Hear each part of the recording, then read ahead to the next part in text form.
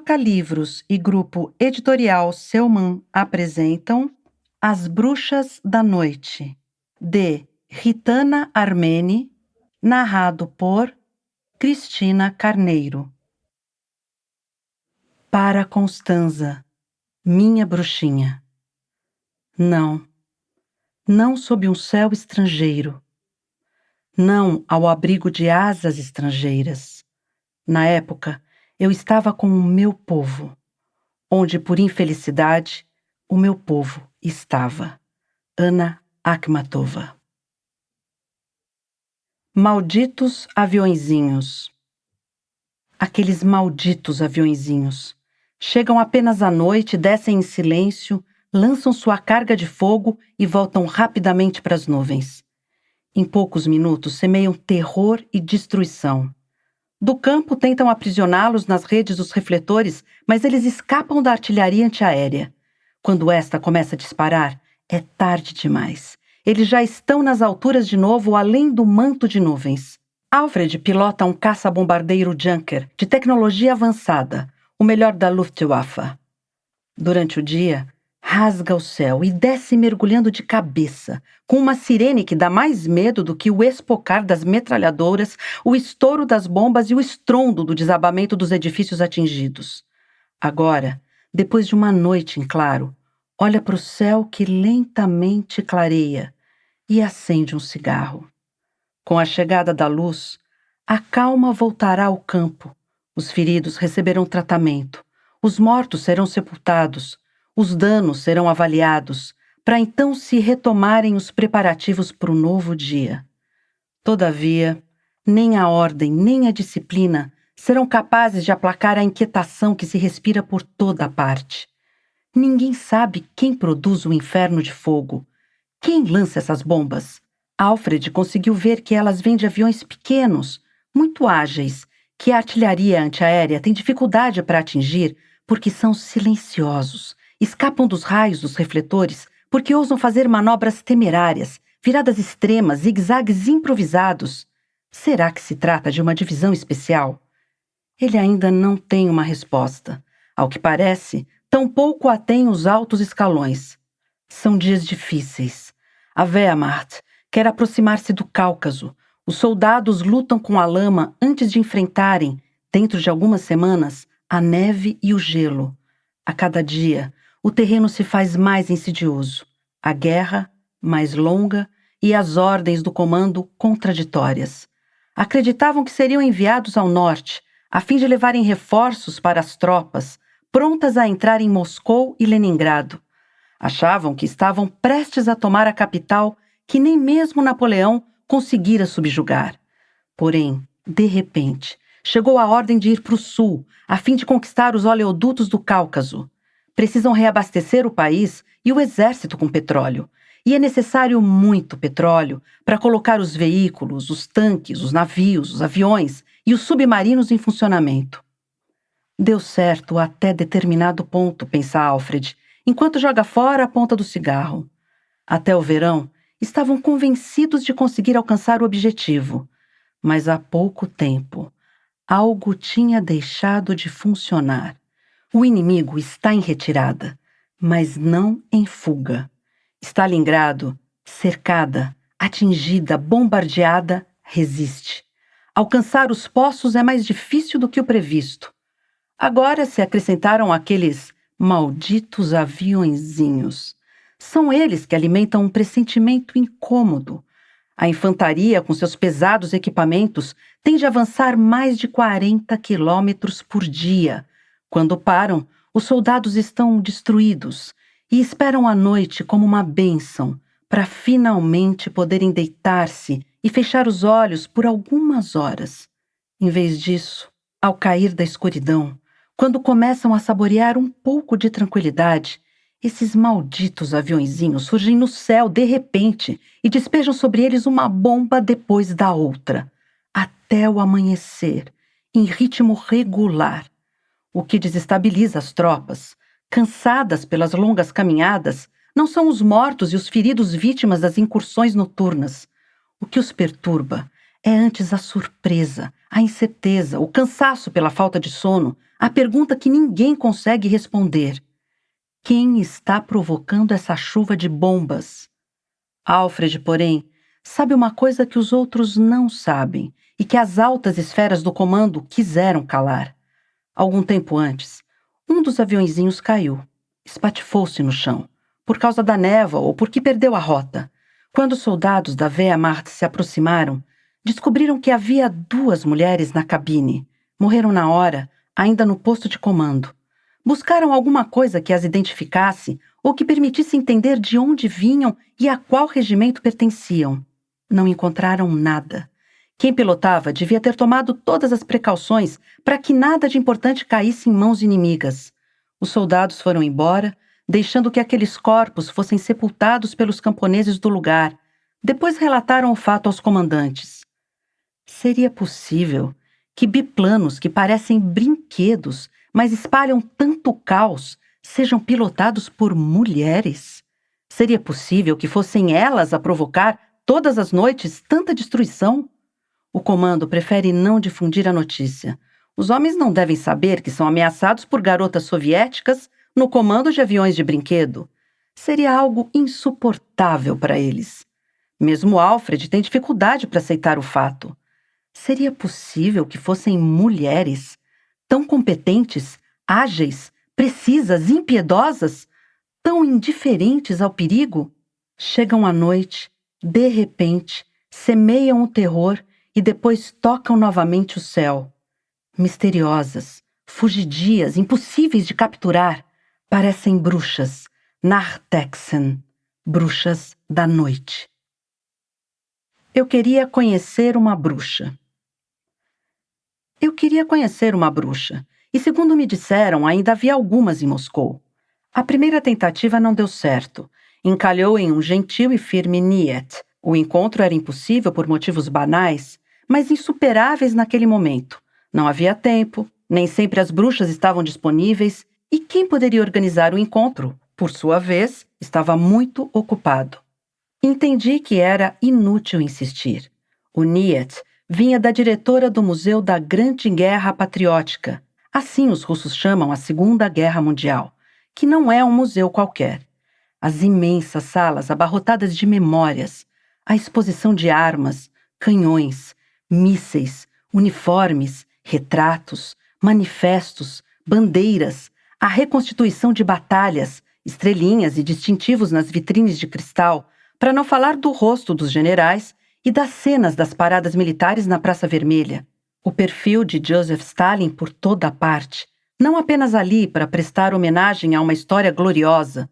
Tudo isso exalta não apenas a heróica resposta do povo russo à invasão alemã. Nessas salas, também se celebra a Rússia de hoje, a importância da guerra em seu destino e a força de seu passado, que continua a inspirar seu presente. Uma exposição imponente que, desde a primeira vez, me emocionou, impressionou e às vezes me deixa estarrecida. A diretora com quem eu havia falado era uma mulher importante. Fazia parte, tal como se diria tempos atrás, da nomenclatura, e era uma espécie de sacerdotisa da memória. Por ela passavam as iniciativas nas quais ainda hoje estão envolvidos os veteranos da Segunda Guerra Mundial, respeitados na Rússia de Putin, como em nenhum outro país. Administrava grande parte dos projetos que, nas escolas, testemunhavam o heroísmo de quem lutou contra o inimigo alemão. Também era ela quem mantinha relações cotidianas com as bruxas, gerenciava os contatos com a imprensa, decidia quem podia encontrá-las. Eu havia chegado à guardiã da memória por intermédio do veterano Ivan Martinoshkin, um dos primeiros militares soviéticos a entrar em Auschwitz, com quem eu fizera uma longa entrevista e que, de maneira totalmente casual, me revelara a existência das bruxas da noite. Segundo me contara, tratava-se de jovens mulheres que, durante a guerra, atacavam os alemães a partir de aviões pequenos e frágeis, em meio à escuridão do céu. Eram tão temidas que ganharam justamente o apelido de Nachthexen. Ao ouvir esse relato, devo ter feito uma cara tão surpresa e interessada que o veterano Ivan logo acrescentou que eu poderia conhecer uma delas se quisesse. Ele me daria o contato certo, mas o contato não funcionou. Minha amiga Eleonora tentou consolar-me. Esse Niet não deveria me desanimar. Era uma espécie de reflexo incondicionado. Fazia parte do espírito e do caráter nacional. Se você permanecer firme e gentil, insistira Eleonora, os russos geralmente se transformam, tornam-se corteses, hospitaleiros e até colaborativos. Enfim, se persistíssemos em nossos propósitos, de uma maneira ou de outra, chegaríamos às bruxas. Eleonora certamente tinha razão, e eu, por outro lado, não tinha nenhuma intenção de desistir. Ao contrário, depois daquela recusa, como diante do fruto proibido, minha curiosidade em relação a essas mulheres combativas e misteriosas tinha aumentado. Se os soldados da Wehrmacht, que haviam ocupado boa parte da Rússia, assediado Moscou e Leningrado, sufocado Stalingrado e depredado o Cáucaso, sentiram medo de um grupo de jovens que pilotavam pequenos aviões de madeira e lona, é porque essas mulheres realmente deveriam ser fora do comum. Conhecer uma delas seria uma experiência irrenunciável. Enquanto eu esperava aquele não transformar-se em sim, decidi dirigir-me aos livros, ao menos temporariamente. A majestosa entrada da Biblioteca Lenin, dominada pelo olhar pensativo de Fyodor Dostoiévski, ficava ali, a 2 passos da Praça Vermelha. Entre os seus 44 milhões de volumes, com certeza eu encontraria informações sobre aquelas que a essa altura Eleonora e eu chamávamos familiarmente de as nossas bruxas. Depois de alguns niet, mas desta vez realmente de pouca relevância, a grande biblioteca nos abriu suas portas. Funcionárias gentis e eficientes mostraram-se muito disponíveis às 2 extravagantes senhoras italianas que queriam saber sobre as Nachthexen. Forneceram-nos muita documentação, biografias, poesias, contos, compêndios de história e até mesmo livros infantis. Conforme aprendemos com surpresa, passando freneticamente de um volume a outro, as bruxas faziam parte de regimentos exclusivamente femininos. Eram chefiadas por mulheres, assim como eram mulheres as mecânicas e as encarregadas dos armamentos. Como era possível, em plena guerra, o Exército Vermelho ousara formar regimentos de aviação apenas com mulheres? Até mesmo como pilotas de bombardeiros? Segundo o que lemos, foi o que havia decidido Stalin em outubro de 1941. Quem diria, o famoso feminista Joseph Stalin, que durante a guerra confiava seus aviões a jovens mulheres e aceitava que nenhum homem os pilotasse. A história nos parecia cada vez mais inacreditável, enquanto a curiosidade se misturava à emoção de quem sente que está se aproximando de um episódio único e, em grande parte, desconhecido na Itália. Ao sairmos da biblioteca carregadas de anotações e fotocópias, Fyodor Dostoiévski, do alto de seu pedestal, pareceu-nos menos preocupado e mais sorridente. E nessa noite, para festejar o início da nossa aventura e confirmar a nós mesmas que o Niet não nos deteria, jantamos no café Pushkin. Há em Roma, na Vila Borghese, diante da Galeria Nacional de Arte Moderna, uma estátua de Nikolai Gogol, esculpida por Zurab Tsereteli. Inscritas no mármore, leem-se as seguintes frases: posso escrever sobre a Rússia apenas estando em Roma. Somente de lá ela se eleva à minha frente em toda a sua inteireza, em toda a sua vastidão. Um amigo me indicou essa estátua quando soube que eu me refugiava na cafeteria da Galeria Nacional de Arte Moderna para ler o que havia encontrado sobre as bruxas. Gogol apaixonara-se pela Roma do século XIX, onde começara a escrever Almas Mortas. A inscrição me pareceu um sinal. Sentada a uma mesinha do bar que dá para o grande parque romano, enquanto eu lia e fazia anotações, pensei que voltaria a Moscou. Depois, já em casa, escreveria sobre as bruxas, uma história russa que parecera menor para muitos, mas que justamente a partir de Roma se mostrava em toda a sua grandeza. A essa altura, eu já tinha descoberto muitas coisas sobre elas, lido e visto muitas fotos. Tinha ficado fascinada com aqueles semblantes jovens e sorridentes, com os corpos metidos nos uniformes masculinos. Diante da ingenuidade e da inocência daqueles rostos, as perguntas se multiplicaram. Eu queria entender que tipo de convicção as levara a participar do conflito com tanta determinação e a pretender um papel que, antes delas, nenhuma mulher assumira. Queria chegar ao fundo daquela emancipação, cujos aspectos de dureza, grandeza e unicidade eu intuía. Na União Soviética, pelo menos 1 milhão de mulheres partiu para a guerra ao lado dos homens. Enfermeiras, telefonistas, cozinheiras e soldadas, atiradoras de elite. É o que revela Svetlana Alexievich, escritora de quem gosto muito no livro A Guerra Não Tem Rosto de Mulher. Se vocês o lerem, vão sentir-se subjugados como eu pelos sentimentos, pelas emoções, pelas lembranças e pelas angústias que animavam as mulheres durante o conflito. Uma experiência ainda mais trágica, por ter sido substancialmente estranha a elas, imposta por uma grande história com a qual, à diferença de muitos homens, não se identificavam por completo e a qual, ao contrário, contrapunham com obstinação sua carga de dor. Aquelas mulheres narradas por Svetlana Alexievich pareciam evidentemente violentadas, oprimidas por um objetivo, por um destino que não era delas. Por outro lado, eu estava descobrindo nas minhas leituras que havia um rosto feminino da guerra. Descobria que as mulheres haviam sido não apenas vítimas dos desastres materiais e morais do conflito, que havia existido para elas mais que apenas sofrimento, coerção, obediência. As bruxas, assim me faziam pensar os livros com suas memórias e os filmes com as entrevistas. Não tinham sido vítimas da história. Ao contrário, haviam assumido um papel de primeira importância. Tinham feito da guerra uma oportunidade de emancipação. Tinham aproveitado o conflito para ampliar a própria esfera de liberdade. Não lhes bastara a igualdade na escola ou no trabalho, prometida pela pátria socialista. Não haviam sido suficientes os manifestos que nos muros das cidades e dos vilarejos anunciavam que as mulheres podiam subir nos tratores, ir para os canteiros de obras e pilotar aviões. Também haviam pretendido a igualdade trágica e feroz das bombas e da morte. Para tê-la, enfrentaram quem não pretendia reconhecer sua escolha. Aparentemente, dessa luta nasceram vencedoras. Quando narravam suas aventuras, todas as bruxas repetiam com orgulho que tinham demonstrado valer mais do que os homens.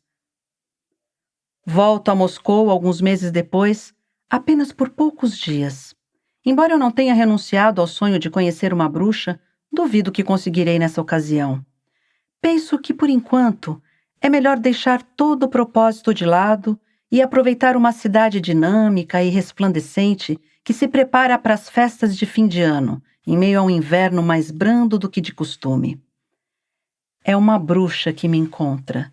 Enquanto passeio no mercado de Aisnilova, entre matrioscas, centros de mesa bordados, toneladas de antiguidades, medalhas, bandeiras, livros, objetos de decoração, retratos, armas, lembranças da grande guerra patriótica e diversos tipos de bugigangas, em uma barraca de selos vejo um que chama a minha atenção. Nele, não estão estampadas as habituais figuras cordiais e sorridentes de Lenin e Stalin, mas a de uma jovem, com óculos e capacete de pilota. De quem era aquele rosto feminino que, na União Soviética de Stalin, mereceu um selo?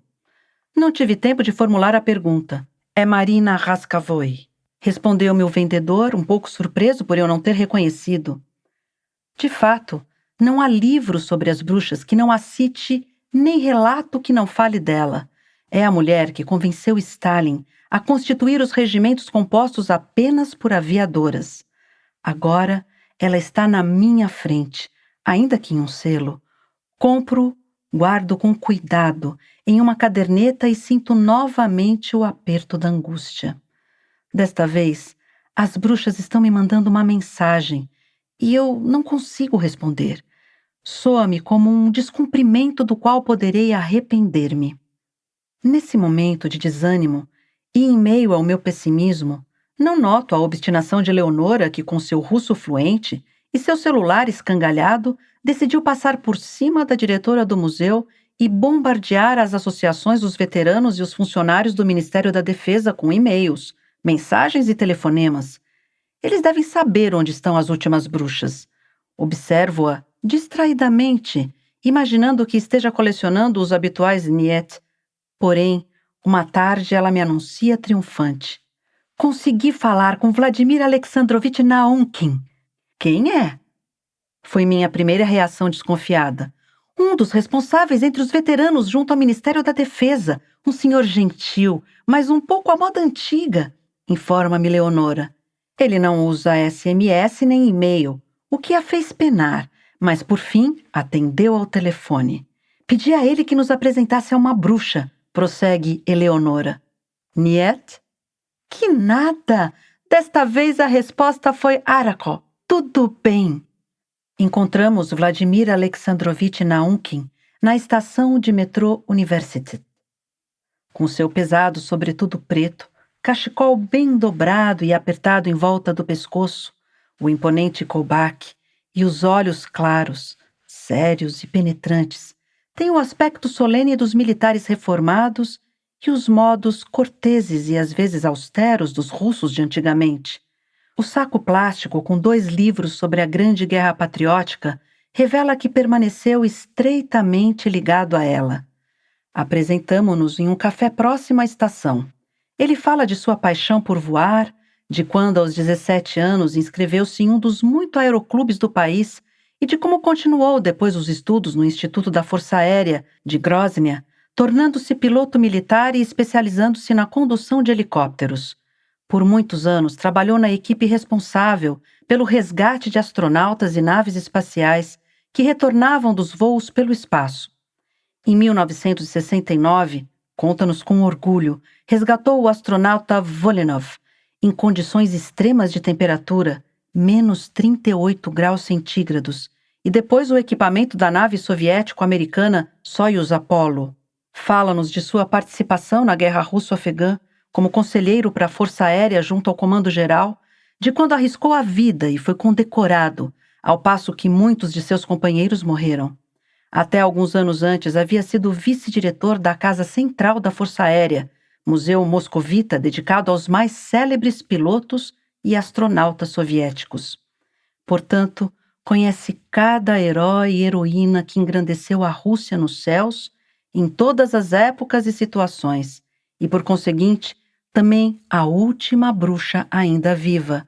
Chama-se Irina Rakabovskaya, informa-nos, e tem 96 anos. Foi vice-comandante do Regimento 588 e chefe da equipe. Fala-nos dela com absoluta admiração e reverência, usando palavras e expressões já em desuso. Ele nos diz que ficaria feliz de nos apresentar a ela se quisermos conhecê-la.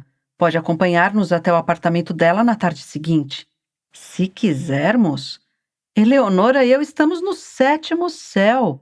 Cancelamos um compromisso, renunciamos à bânia, típica sauna russa. Estamos prontas a qualquer momento para a bruxa, respondemos, e levamos conosco uma longa lista de perguntas. Lemos muito sobre elas, e há muitas coisas que ainda queremos saber. A Irina mora no bairro da Universidade, em um prédio vizinho ao arranha-céu da Universidade Estatal de Moscou, uma das 7 irmãs, construções símbolo da arquitetura stalinista. Depois de 4 anos de guerra, pediu baixa do exército e retomou os estudos. Em seguida, lecionou física, tornou-se uma importante acadêmica justamente naquele mastodôntico e solene edifício e, como grande parte dos professores, continuou vivendo no apartamento que lhe fora atribuído. A sede da Universidade Estadual de Moscou é realmente majestosa, com a grande escadaria, as colunas, os pináculos, os símbolos do regime durante o qual foi construída. Sou fascinada pelos 2 grupos de esculturas nas laterais da grande escadaria de entrada, que representam a indivisível relação entre povo e cultura, bem como a igualdade entre homens e mulheres que o stalinismo afirmava perseguir. De um lado, um operário da construção civil com a colher de pedreiro está esculpido junto a uma estudante. Do outro, um estudante com um livro é representado ao lado de uma caucasiana com a foice e as espigas. Quando entramos no átrio do prédio onde mora a Irina, grandioso e decadente, com o inconfundível odor de sopa, o carpete descolado e as paredes descascadas, percebo que estou emocionada. E ao avistar atrás de uma longa mesa uma porteira carrancuda que parece ter saído diretamente das páginas de O Zero e o Infinito, temo que um novo Niet anule o encontro. Mas Eleonora a cumprimenta cordialmente e Vladimir Alexandrovitch é incisivo ao anunciar: "Vamos ao apartamento de Irina Rakabouskaya." Podemos subir ao primeiro andar e bater à sua porta. Ali está a bruxa, sentada em seu sofá-cama com 2 xales de fina lã de Arenburg, os cabelos brancos sob um gorro de lã e óculos espessos que não escondem o olhar vivo e a cordialidade simples dos russos. Não perde muito tempo com as formalidades. Convida-nos a sentar e se mostra disponível. Faz apenas uma premissa. Sobre as bruxas, diz, foram contadas muitas lorotas, mas uma acima de todas a irritou. Escreveram que também havia homens no nosso regimento. Não é verdade. Éramos todas mulheres e assim permanecemos até o final. Não deem ouvidos a quem diz o contrário. Depois, começou a contar. Passamos muitas tardes com a Irina. Voltamos a Moscou para conversar com ela após essa primeira vez. E a Irina nos dedicou seu tempo, mostrou-nos livros, fotografias, mapas. Ofereceu-nos chá, tortas e frutas. Falou-nos de seus filhos. Confessou-nos que, na sua idade, gosta somente de doces e flores. Ao final dos encontros, eu saía com uma sensação de plenitude que tomava minha cabeça, meu coração e meu estômago. Não era necessário fazer-lhe perguntas. Eu sempre preenchia dezenas de folhas com perguntas antes de chegar ao seu apartamento, mas nunca olhava para elas. Era a Irina quem decidia o que queria nos dizer e o momento certo para fazê-lo. E era sempre ela decidir quando era a hora de parar para recobrar o fôlego, ir até a cozinha para tomar chá, ou quando era importante ilustrar um relato com uma foto ou um documento. Então, com a ajuda de uma bengala, levantava-se do sofá-cama, abria o armário ou vasculhava uma gaveta. Um dia, mostrou-nos sua coleção de gorros de lã. A cada encontro, usava um diferente. Em outro dia, mostrou-nos um bichinho de pelúcia, em cuja barriga tinha escondido uma reserva de bombons. Nunca os ofereceu a nós. Deve ser mesmo uma gulosa, pensei. E vi que sorria. Sorria com frequência. De si mesma e de suas lembranças. Em voo. Por sorte não há neblina. Até o último instante, a Irina achou que a névoa pudesse baixar de repente, como costumava acontecer naquela porção de terra soviética, inserida entre 3 mares. Porém, como programado, o avião pôde decolar. Ela é a navegadora. Antes de partir, verificou o mapa que tem sobre os joelhos e agora olha para baixo.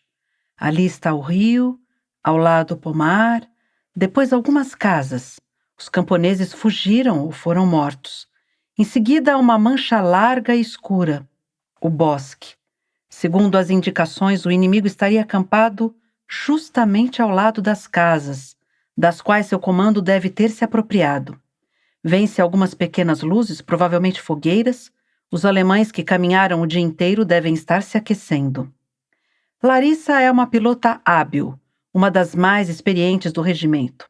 Inscreveu-se muito jovem no Aeroclube de Saratov e, em 1940, ainda com 20 anos, foi a Moscou para frequentar o Instituto de Aviação.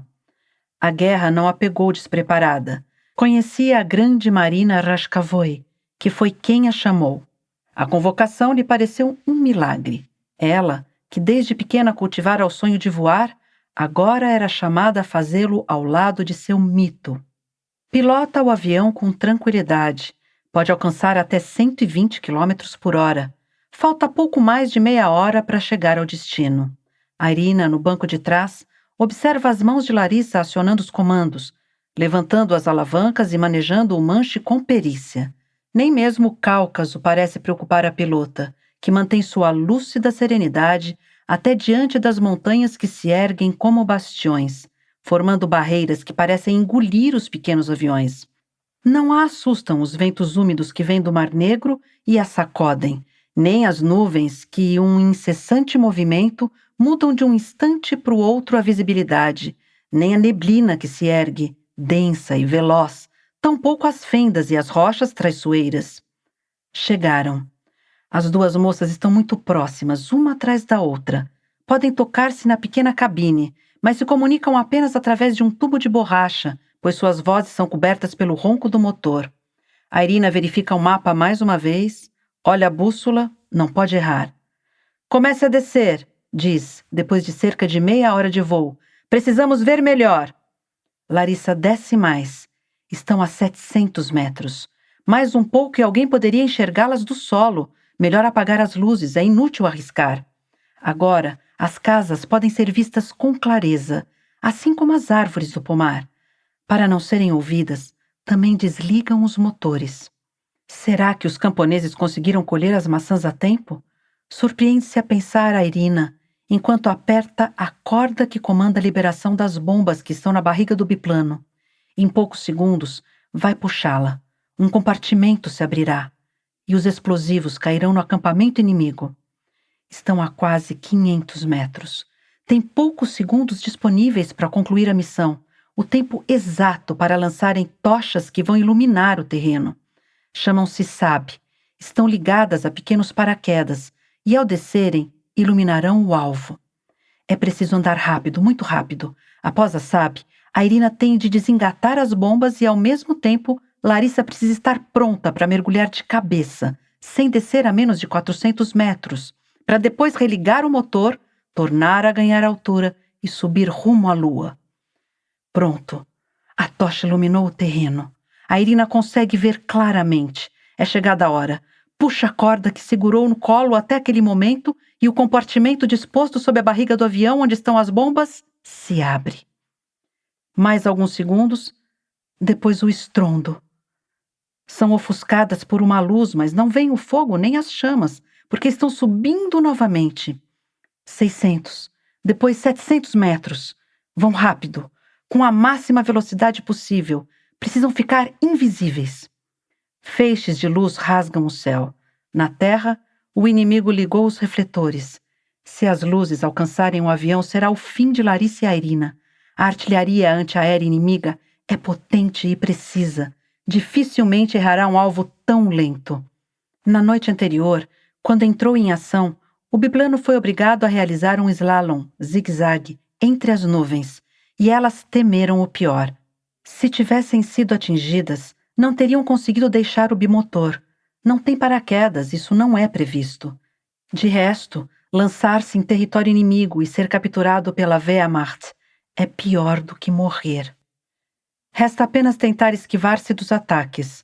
Por sorte, o Polikarpov, avião em questão, não é veloz, mas é pequeno e de fácil manejo. Pode desviar-se com prontidão e fugir para cima com agilidade. Voltaram a 1000 metros, onde estão mais seguras. Quem ativa os refletores em terra também sabe disso.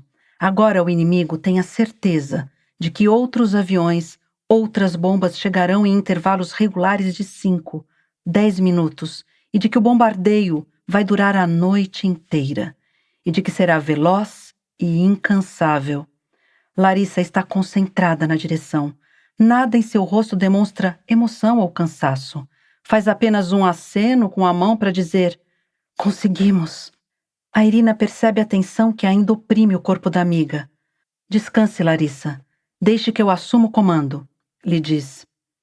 A mente precisa estar concentrada e ser veloz para recalcular o percurso que as levará de volta ao aeródromo. Mas nessa noite, o céu está límpido e a lua desponta o suficiente para fazer brilhar a faixa de rio que indica a direção rumo à base, ao lar. É possível retornar voando sem o auxílio de instrumentos, o que não é comum acontecer. Depois de uma virada decidida, a Irina identifica a conhecida sinuosidade do rio, segue sua curva e guia o dócil Polikarpov pelo caminho de volta. Mais 20 minutos e logo virá a aterrissagem, ágil como a decolagem, no pequeno aeroporto entre os campos do qual partiram. Maria, a encarregada dos armamentos que montou as bombas, corre ao encontro delas, olha o compartimento vazio sob o avião e as cumprimenta. A nova carga já está pronta. Enquanto Larissa e a Irina descem, ouvem o ronco de outro biplano que está partindo. Dentro dele estão Nádia e Valentina. Em seguida será a vez de Dina e Evgenia, já prontas na pista. E Evgenia as cumprimenta agitando a mão e com um sorriso sereno. Quando está para voar, seu rosto se ilumina, porque, conforme diz, gosta de se aproximar das estrelas.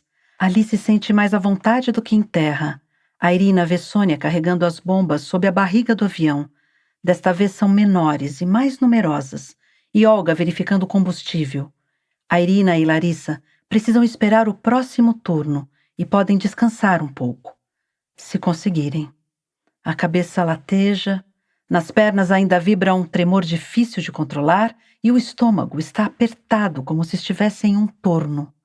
No entanto, seria melhor se dormissem pelo menos 1 hora antes de partirem novamente.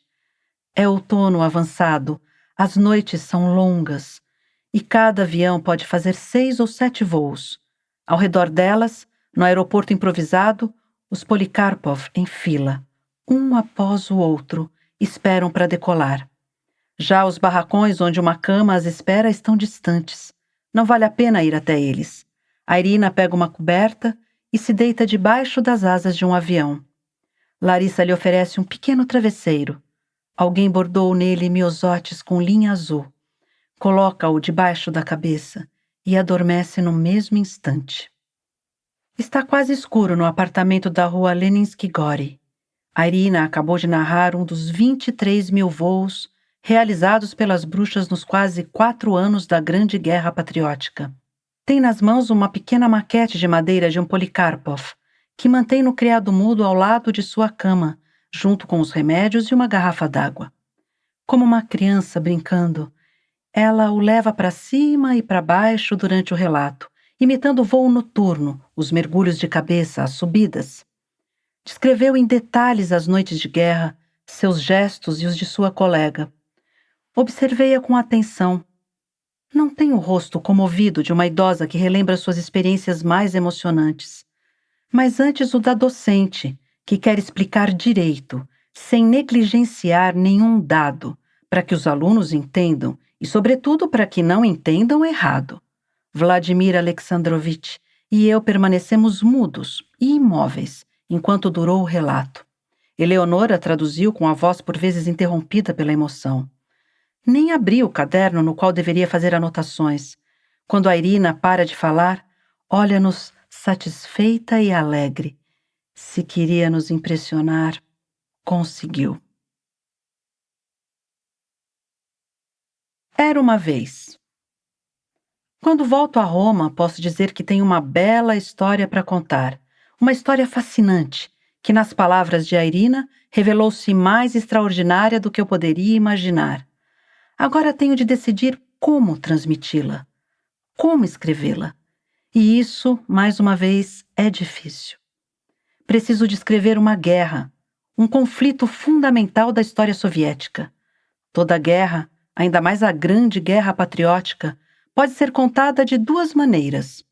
Como fizeram, por exemplo, Vassili Grossman, em Vida e Destino, e Grigori Baklanov, em Um Palmo de Terra, ou em Sob o Céu de Julho, que descrevem horror, sangue, imundície, desespero, traição, repulsa, ódio, medo, dor, terror, ou então colocando tudo isso de lado, concentrando a atenção na disciplina, na ordem, nas batalhas, nas conquistas, no método, na tenacidade e, por fim, naturalmente, na vitória. Seguem essa lógica as grandes narrações dos homens que estavam no comando, sejam eles estadistas ou militares, mas também os relatos de veteranos de guerra, os ex-soldados, que a anos de distância recordam a vida no exército e suas batalhas. No primeiro caso, quando se conta a guerra com todos os seus horrores, os homens parecem submetidos a um destino maior do que eles. Há uma história que os domina e os esmaga, apagando sua voz. No segundo, pelo menos em aparência, são suas ações a determinar a guerra e a conduzir os acontecimentos. Mesmo que não sejam heróis, não tenham papéis de comando e sofram ou morram, sua sorte participa de um destino mais geral que ilumina seu significado e os torna protagonistas da história. Ao me contar sua vida no Exército Vermelho e sua chegada em Auschwitz em 1945, Ivan Martinushkin foi minucioso na narração de preparação militar e da vida cotidiana na linha de frente, mas evitou todo o relato cruel e omitiu o lado obscuro. Buscando uma reação emocionalmente mais forte, perguntei-lhe quais foram seus sentimentos diante da descoberta do campo de extermínio. Com admirável sinceridade, ele me respondeu: "Eu vinha da Rússia, tinha atravessado a Ucrânia, as terras que os alemães haviam ocupado, tinha visto cenas terríveis, sofrimentos inauditos. Naquele campo cercado vi mais sofrimento, encontrei o horror. Mas nós éramos soldados, e seria impossível seguir adiante se a dor tomasse conta dos nossos pensamentos. Tínhamos uma missão importante: expulsar os soldados de Hitler da nossa pátria, derrotar os nazistas que haviam destruído nossos vilarejos, nossas casas. A compaixão era imensa, mas não podíamos parar. A dor era grande, mas tínhamos de mantê-la na superfície do coração. Fizemos de tudo para evitar que penetrasse fundo." Esperamos que você tenha gostado desta prévia. Para continuar ouvindo este audiolivro no Google Play Livros, use o link na descrição do vídeo.